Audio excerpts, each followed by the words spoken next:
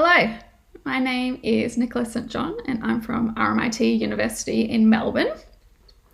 Hello and welcome to my exploratory paper presentation on working together with ilkwatharra, or good feelings, exploring institutional consent in participatory design. I want to begin by acknowledging Aboriginal and Torres Strait Islander people as traditional custodians of country and First Nations of Australia. I pay my respects to elders, past and present. I'm recording here on Wurundjeri Country in Melbourne, Australia, and would also like to pay my respects to Western Arrarnta Country in the Central Desert of Australia, where this research was situated, and to thank the community for allowing me to do this work, and also for their openness in sharing their knowledges of country with me.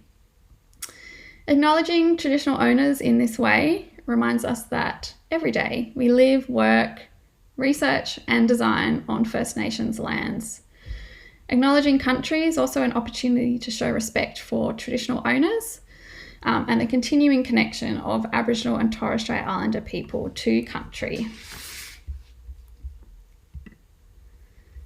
When I speak here about country, I respect its usage by Aboriginal people who describe how land is not something to be owned, bought or sold, or merely just as an asset to live off, but is something that's much more cosmologically profound. First Nations people describe the relationship with their country as something that extends beyond time and is recorded in stories that are the spiritual source of knowledge essential to generations. So country is alive and provides everything that its people need.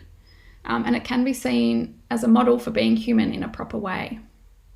My presentation today draws from these understandings of country and speaks to my experiences of engaging as a researcher and person on Western Arrarnta Country in the town of Undari, which is an Aboriginal community situated in the heart of the Australian desert. While drawing on a broader project around Indigenous-led design education, my focus here is to explore the nuances of consent when design researchers seek to engage in ethical, personal, and relational ways of doing research. I was introduced to Undari School and Community in 2016 when I travelled over 3,500 kilometres from my home in Melbourne to introduce myself to key members of staff, the community, and also to speak to students around their aspirations and understand what useful skills I could bring to the school and community. I returned home to Melbourne to apply for institutional ethics for the project. As part of this, it required that all my consent forms be signed before I could kind of officially begin my fieldwork. So I returned in 2017 with my research information sheets and my consent forms, tracking down students and their parents or guardians, which took weeks. At this time, I really felt like the process was quite meaningless and was quite counterproductive to building the relationships that came to underpin the study. This was at a time when I had no relation to the students or their families. They didn't know me or trust me or understand what I was doing there, or really know or understand what outcomes would result from our collaborative work.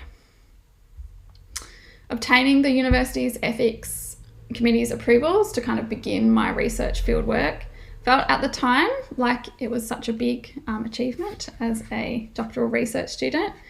Yet in my first few months of being in the community, the students barely spoke to me. So I quickly had to let go of my own expectations and confront my own reasons for being in Undari. Not to be there as a teacher or a researcher to collect data, but rather as a person who was kind of finding footing in the everyday rhythms of community life.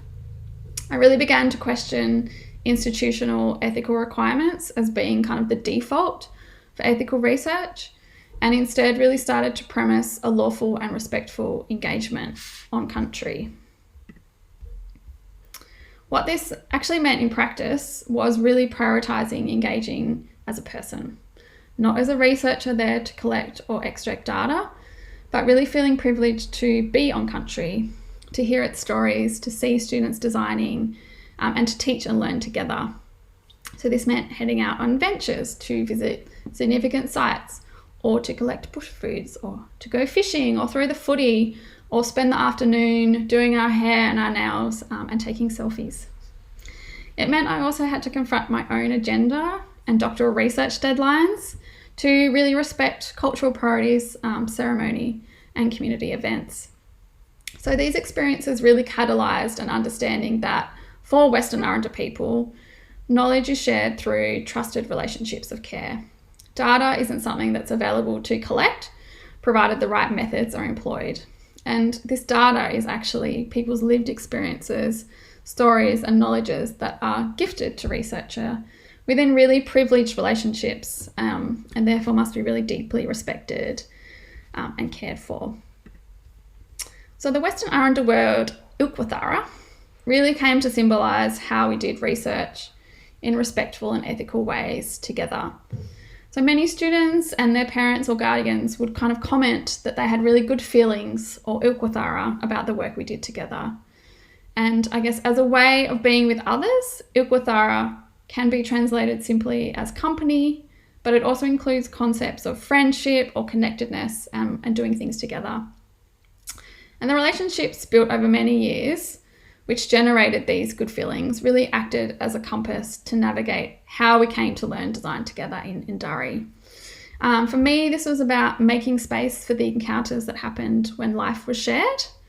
And I interpret ilkwatharra as really asking researchers to engage as people first, who are present and useful in the everyday, and then as co-researchers, co-teachers, and co-designers second. So being mindful of good feelings really requires a heightened awareness to ethics beyond university requirements. It asks us to bring our whole selves and to extend our considerations to the people, their country, and their knowledges and communities we as researchers often engage with. It also requires a maintenance and care of relationships that go well beyond the fieldwork and the analysis and reporting phases of research to experiences, friendships, and responsibilities that I think will never leave you.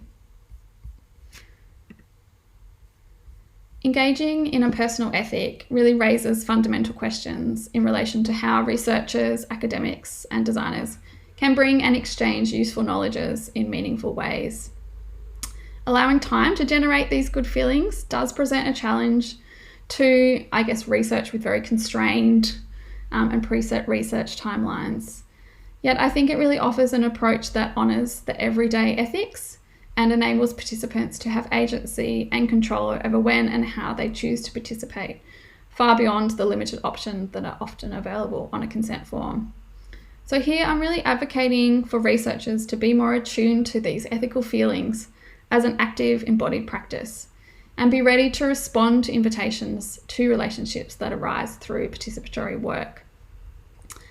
And I think in sharing my experiences, I really hope to encourage more open discussions and to learn from others in really unsettling colonial approaches to really practice reciprocity and care within research. I think institutions often tend to overlook these unforeseen issues that may arise once projects are underway, and there's often a lack of opportunity to really reflect on and be accountable to reciprocal, lawful, and respectful research practices.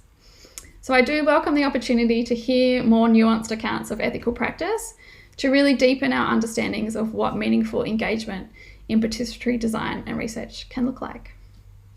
All right, thank you.